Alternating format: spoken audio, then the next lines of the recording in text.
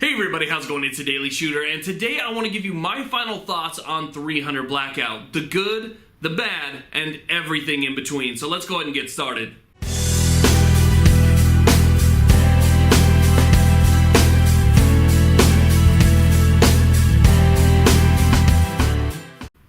Okay, so let me go ahead and start by talking about some of the reasons I think somebody might be considering investing in the 300 Blackout cartridge. And I'm going to try and keep this as real as possible, but remember, it's just based off my opinion and my opinion alone. So if you want more information, make sure that you do your proper research.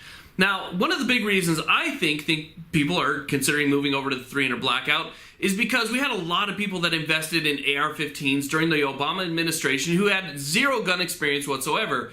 They just bought an AR-15 based on the fact that they might not be able to buy one in the future if it got banned. So you had a lot of people out there with a lot of preconceived notions of what an AR-15 was and what it is capable of. And maybe they were just simply underwhelmed when they bought that firearm, especially when they found out that, you know what, the 223 cartridge isn't really suitable for a lot of hunting applications or other sporting applications that they thought that it might be suitable for. So I think you have those people that are literally just moving to the 300 Blackout because of the size of the bullet. You know, they got a 223, they got a 223 5.56, and it just, you know what, it didn't live up to their expectations. But this is an affordable way to move up to a 30 caliber projectile with really, you know, not too much extra investment in both time and money. So I think that that's one of the reasons. Now, another reason is just hunting alone. I think you have people out there that are looking for a cartridge that is low recoil, that is state legal for them to go hunting wild boar or something in their area that a 30 caliber 300 Blackout is going to be good for hunting. Okay, so hunting is another big reason. I think one of the biggest reasons is because its ability to be suppressed. I mean, let's be honest, the 300 Blackout cartridge is basically designed to be used in a 9 or 10 inch SBR and be suppressed. That's where it shines. That's its golden spot. Okay, so that's why I think a lot of people are going there. They have a suppressor, they have all the stuff that they want to do, they want to build an SBR or an AR pistol, and they want a cartridge that was kind of designed around that. And I think that's where a lot of people are going with the 300 Blackout, okay? That's, I think, a big reason. I think another common and big reason that a lot of people are going to the 300 Blackout, or at least considering 300 Blackout, is simply because of that minimal investment. They already own a lower receiver, they don't want to have to go out and buy a whole new gun, and if you have an AR-15 that shoots 223, 5.56 and a mil-spec lower, guess what? All you have to do is go out there and buy a new upper receiver, or even just buy a new barrel and change out the current one that you already own. So it's minimal investment, minimal money, and minimal time that they have to invest in basically getting essentially a different rifle. So you can keep the current upper that you have, 223, 5.56, or even 7.62 if you have that, by 39. Take that upper, put it aside, slap your 300 Blackout on there, and you essentially have a different firearm, okay, with different characteristics, all within that same platform. So minimal investment while upgrading to another caliber, and those are, I think, the most common reasons that people are even considering moving over to 300 Blackout. Now, before I get to the cons, which is usually what most people want to know about, I want to talk about some of the pros to the 300 Blackout. The first one is one of the most debatable topics when it comes to 300 Blackout, and that's long-range shooting. People want to know, can I shoot out past the mythical 200 yards that seems to be out there that a lot of people are pushing, you know, with their, I think 300 Blackout is good up from, you know, 0 to 100 yards or 0 to 200 yards. Can I shoot further than that? And the answer is yes. Okay, the 300 Blackout is actually a capable cartridge out to much further ranges. I typically shoot anywhere from, you know, let's say 25 yards out to 660 yards, which is what my range allows me. And I can tell you that the 300 Blackout is a perfectly capable cartridge even out to 600 yards. Well, one of the big things that people are going to bring up is bullet drop. Okay, bullet drop is massive for the 300 Blackout when you compare it to a 223 at 600 yards. And while that's true, there is a lot of bullet drop on a 300 Blackout. It actually has more energy at that distance than the 223 does. You have to remember that the 223, a 55 grain projectile, is going to lose a lot of its energy a lot faster than a, let's say, 150 grain projectile, okay, traveling at a similar speed, even though the speeds are going to be different. And that's something that I'll bring up in a little bit here, but yes, you can shoot out at those longer ranges. Now, once you start getting further and further and you start losing stability in the projectile due to the fact that it's gone subsonic, now you're talking about, a whole different category. But for me specifically, yes, out to 660 yards, it's very effective. It has more energy at that distance than the 223 cartridge, and who cares about that amount of bullet drop, okay? The bullet drop thing is, to me, a big miscommunication in the gun world. A lot of people that you see on YouTube talk about bullet drop, and they reference charts. And they reference charts literally in the specific manner that when you're looking at the bullet drop on a 300 Blackout on a chart, you see a large curve, okay? That large curve that you see is meant to illustrate the amount of bullet drop that you have on a particular projectile at a certain range. That curve isn't actually the curve that you're talking about when you're making your shot. Okay, so when you see a curve on a chart and the curve goes way up here like this and then down like that, and it shows your point of aim and point of impact on that projectile, do you ever see a guy out at the range and he's shooting 600 yards and holding his gun up at this angle like this and taking his shot? No. Okay, the actual curve of the projectile is much smoother. Yes, there's still drop, and you're talking maybe 100 plus inches of drop, but 100 plus inches of drop is not what you see on the chart. Okay, it's a lot less, it's a lot more subdued in real life, because remember, a chart, you're just trying to fit it into a specific space in order to illustrate that particular drop. When you're talking about bullet drop in the 300 Blackout, it's a matter of just putting your bullet on target by using either holdover or changing the dial on your optic, okay, so that the bullet lands still in its intended target. Okay, it's not this massive, like lobbing a grenade and then it's gonna land on the top of the guy's head when you were really shooting at the chest. That's not really how it works, okay? So when it talks about bullet drop, yeah, everything has bullet drop. 223, 556, 308, 338, Lupua, they're all gonna have drop at specific ranges. It's just a matter of holdover and a matter of changing in the dial on your optics. Now, another pro to the 300 Blackout that I've already mentioned as well is the ability to be suppressed. If you are somebody who has a suppressor, if you're somebody who's considering building an AR pistol or an SBR, then this cartridge is right up your alley, because that's what it's designed for. The 300 Blackout has a small amount of powder, obviously much smaller than its other 30 caliber counterparts like the 308. A small amount of powder that burns very fast, and it allows you to get maximum velocity in a short barrel.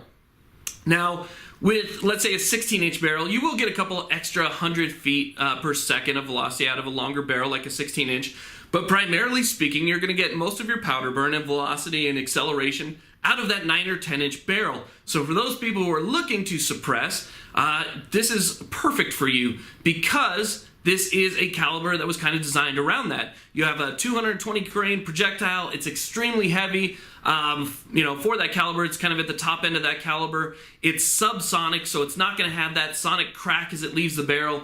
Then you have your suppressor. I mean, it is a very effective suppressed cartridge. So that's one of the big sides. Another one is, again, using the SBR and AR-15 thing.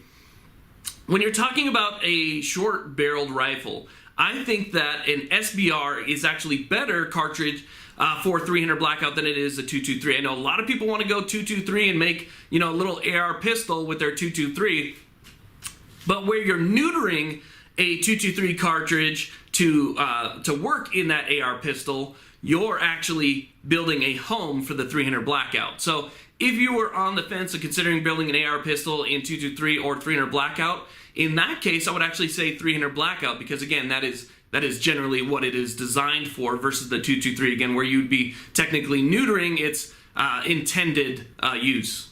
Now, another pro to the 300 Blackout versus some of the other 30 caliber cartridges that are on the market, like 7.62x39, is reduced recoil. 300 Blackout's a fairly soft shooting round. It does have a little bit more poppiness than the 223 5.56 cartridge does, but compared to a 7.6239 or an AK-47, somebody might be more familiar with that. Versus that particular cartridge, it's actually much more subdued, much more tame. Even, let's say, a 115 or 120 grain round or 120 grain projectile that's supersonic, going over 2,000 feet per second, it is much softer than shooting those other cartridges that are intended for full-length barreled rifles. So that might be another reason as well. Now, I'm sure I'm missing a lot of the pros, and feel free to fill those in the description box. These are just some of the ones that I wanted to bring up in this particular video. But another pro is going to be muzzle energy. The muzzle energy of the 300 Blackout is fantastic. It's a hard-hitting round. If you're shooting a 120 grain projectile and it's going supersonic, I recently did a test, 223 versus 300 Blackout, on some wood where I stacked a bunch of wood together to see what penetration we would get. And the 300 Blackout just punched through all the wood, whereas the 223 stopped quite a bit before the end of that wood. So there was a lot more energy contained in that heavier projectile that allowed it to punch through that wood versus the 223. So if you're considering kind of the 223, 300 Blackout range for the AR-15, then, you know, energy is another big one. Well, one of the things that I hear in consideration of that is, well, shooting a 300 Blackout is a lot like shooting a 45 ACP out of a long barrel or something like that, okay? Especially when you're talking about some of the heavier bullets like the 220 grain. A lot of people compare it to shooting a 45 ACP in like a carbine or something to that effect. Well, to that, I want to say ballistics, okay? The ballistics of a 45 ACP bullet, that cartridge, are not going to produce the ballistic coefficient that you're going to get out of a 300 Blackout cartridge. Okay, so you're going to talk about better accuracy and better long-range accuracy, even if the energy that you get out of both is going to be similar. So that's one thing to remember. The ballistic coefficient is going to be much better when you're talking about 300 Blackout versus some other bullets that are out there that you might hear people kind of talking back and forth about. Okay, now on to the downsides, the negatives of 300 Blackout. And to me, there's only a couple, but they're big. Some of these downsides are actually fairly major. The biggest downside to me of 300 Blackout is the fact that it's very expensive. I mean, it's extremely expensive. It's more expensive than shooting 308. I mean, on average, when I'm going to go to my local store, I'm looking at, for 20 rounds, anywhere from $18 to $50 per box for some ammunition. You know, if I want to buy a box of 308 match ammo, I can actually find some pretty good match ammo for my 308 for approximately $20, $22 a box. If you're talking match grade 300 Blackout or something even similar, like this Corbin MPR right here, which in my opinion is one of the best rounds that you can get for all-around shooting for your 300 Blackout. If you're talking about hunting, if you're talking about home defense, or any other application, this Corbin MPR is where it's at. The problem is that it's really expensive. It's over $30. I've seen a lot of rounds over $40. And when you're talking about something that uses, let's say, a standard Sierra Match King, which is, you know, one of the best projectiles that you can put into a cartridge, I've seen companies charge extreme high amounts of money, and it shocks me.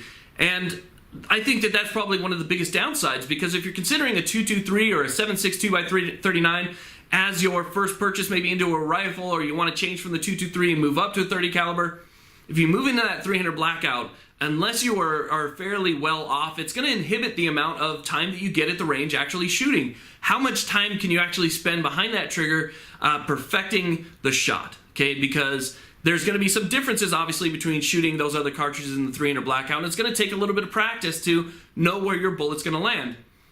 Well, again, that's going to inhibit that, because you're not going to want to go out and you're not going to shoot as much. And I think a lot of people that maybe can't afford to shoot that higher end ammunition are going to take that rifle that they invested money in, or that upper receiver that they invested a lot of money in, and they're going to sit it in the safe and you're never going to see it again, or they're just going to sell it off and move on to something else. So you have to be able to afford the ammunition. You want to do your research, see where you can buy ammunition, see what it costs, and then go from there, because if you can't feed the upper receiver, then there's no reason to even buy it at all. It's one of those things, you know, training is very important, and just buying it and being able to shoot it, or just taking some hollow points and home defense cartridges or something like that and putting it in a safe, that's not good enough. You need to know how that 300 Blackout performs, and in doing so you have to get out there and actually do some shooting with it. So that's a big consideration. Another big downside, and this is also a consideration if you're looking, is reliability. You know, I've seen a lot of people having issues with the reliability with their 300 Blackout, and I think a lot of it has to do mostly with the gas system, okay? The gas system seems to be a big deal, and where a lot of people run into problems. People buy a 16-inch barreled AR-15, it's got 300 Blackout chambering, and the gas system is carbine length, okay? When you have a carbine length gas system and 300 Blackout, and let's say that the port's not drilled as large as it should be to spec, then a lot of people are having problems with cycling, okay? The cartridge or the bolt will not cycle back all the way, it won't pick up the next round, or it won't even extract the round that's in there. There's just not enough pressure from that particular cartridge where you have an excessive dwell time prior to the actual gas block itself. So if you have excessive dwell time, okay, and the amount of space in that 30 caliber barrel is allowed to increase prior to the gas actually returning back to the action, then you're going to have cycling issues. So I think a lot of companies should basically back off the carbine length barrels and move to a pistol length barrel, which is what I have. And if you're worried about maybe overgassing, you can get an adjustable gas block. However, I have my adjustable gas block all the way open, and it runs absolutely perfect. I don't have any type of overgassing whatsoever. But I think reliability is a big issue, because you have companies that are out there still to this day selling barrels or completely barreled uppers that have carbine length gas systems that don't have gas ports to spec. And even some of the gas ports that are to spec, they're just too far out there. Again, the dwell time is just too much to get that enough gas to return in order to reliably cycle the action. People are going out, they're cutting their buffer springs, they're getting different buffers, lighter buffers, whatever the case is, in order to help the action cycle properly. And even then, they still have the occasional hiccup. Well, I mean, it's solvable by moving over to a pistol-length gas system in a 16-inch barrel. Now, for those people that are talking about an SBR or an AR pistol, they typically don't have too many problems with the action cycling properly, because most of the time they actually have the pistol-length gas system. So they put on a 9 or 10-inch barrel, whatever the case is, pistol-length gas system. Even if it's a little bit under-drilled, everything seems to work fine, but still it's a consideration to make. Reliability can still be an issue for a lot of people out there, and if you don't know how to remedy that, it might be another frustrating event. Beyond frustrating, it could be, something that could affect your life. If you depend on that rifle for your life, but you can't depend on it to cycle correctly, well, you're in a whole different world of trouble right there. So that, to me, those are the two biggest downsides to 300 Blackout. Reliability on some of the rifles that are out there on the market today, and some of the rifles that people currently own, and just the overall sheer expense of shooting it. So my final thoughts on 300 Blackout. Do you actually purchase 300 Blackout? Now again, this is just based on my opinion. My opinion is, don't buy into the 300 Blackout unless you know something that you need it for specifically. Don't buy it for a plinker or just something to go out and have fun at range time with, unless you're able to afford the ammunition, that is. But don't buy it for that unless you have a specific need. So if you have a specific need, where in your state, maybe to meet your hunting regulations, you want to get something that's 30 caliber, you want to hunt feral hog or something like that, fine, you have a specific need for that particular cartridge. So I think, in final thoughts, that's what I would do. I would look at what you're looking to build it for, look at what your needs are, look at what you want the rifle to accomplish, and then make your decision from there. Because if you're looking for just another range toy, I actually don't really recommend 300 Blackout. I think that 300 Blackout is a specific cartridge to a specific need for a specific platform. Who am I to tell you how to spend your money, right? If you want to buy it just to buy it, I'm not telling you not to. Go out there, spend all your money. I don't care if you buy hair clips all day. That's perfectly fine. That's up to you. But if you want my opinion on the 300 Blackout, don't buy it unless you need it to fill an existing and specific task or role. So that's the 300 Blackout in a nutshell. Still a great cartridge. I love shooting mine all the time. It's a fantastic cartridge that really does fit, again, a lot of different needs. It does have some cons, it has a lot of pros, and I think it's definitely a cool cartridge that I think is here to stay, and hopefully the prices come down a little bit. So that's my 300 Blackout in a nutshell. Thank you all very much for watching. Please like, subscribe. Have a great day.